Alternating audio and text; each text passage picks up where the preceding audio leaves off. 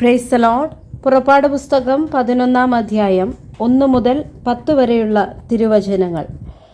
അനന്തരം യഹോവ മോശയോട്, ഞാനൊരു ബാധ കൂടെ ഫറവോൻ മേലും മിസ്രയീമിന്മേലും വരുത്തും. അതിൻ്റെ ശേഷം അവൻ നിങ്ങളെ ഇവിടെ നിന്ന് വിട്ടയക്കുമ്പോൾ നിങ്ങളെ ഒട്ടൊഴിയാതെ ഇവിടെ നിന്ന് ഓടിച്ചു കളയും. ഓരോ പുരുഷൻ താന്താൻ്റെ അയൽക്കാരനോടും ഓരോ സ്ത്രീ താന്താൻ്റെ അയൽക്കാരത്തിയോടും വെള്ളിയാഭരണങ്ങളും പൊന്നാഭരണങ്ങളും ചോദിപ്പാൻ നീ ജനത്തോട് പറക എന്നു കൽപ്പിച്ചു. യഹോവ മിസ്രയീമ്യർക്ക് ജനത്തോട് കൃപ തോന്നുമാറാക്കി. വിശേഷാൽ മോശ എന്ന പുരുഷനെ മിസ്രയീം ദേശത്തെ ഫറവോൻ്റെ ഭൃത്യന്മാരും പ്രജകളും മഹാശ്രേഷ്ഠനായി വിചാരിച്ചു. മോശ പറഞ്ഞതെന്തെന്നാൽ, യഹോവ ഇപ്രകാരം അരുളി ചെയ്യുന്നു, അർദ്ധരാത്രിയിൽ ഞാൻ മിസ്രയീമിൻ്റെ നടുവിൽ കൂടി പോകും.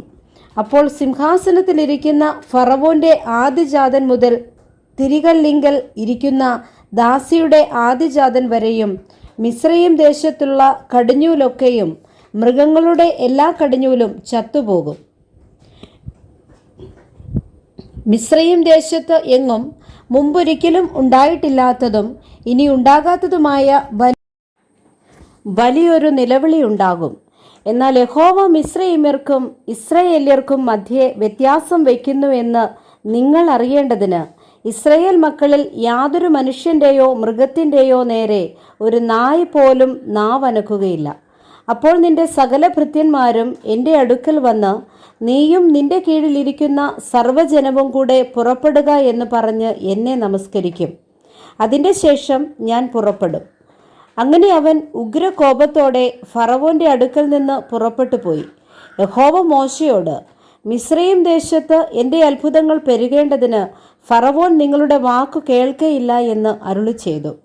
മോശയും അഹരോനും ഈ അത്ഭുതങ്ങളൊക്കെയും ഫറവോൻ്റെ മുമ്പാകെ ചെയ്തു. എങ്കിലും യഹോവ ഫറവോൻ്റെ ഹൃദയത്തെ കഠിനമാക്കി അവൻ ഇസ്രായേൽ മക്കളെ തൻ്റെ ദേശത്തു നിന്ന് വിട്ടയച്ചതുമില്ല.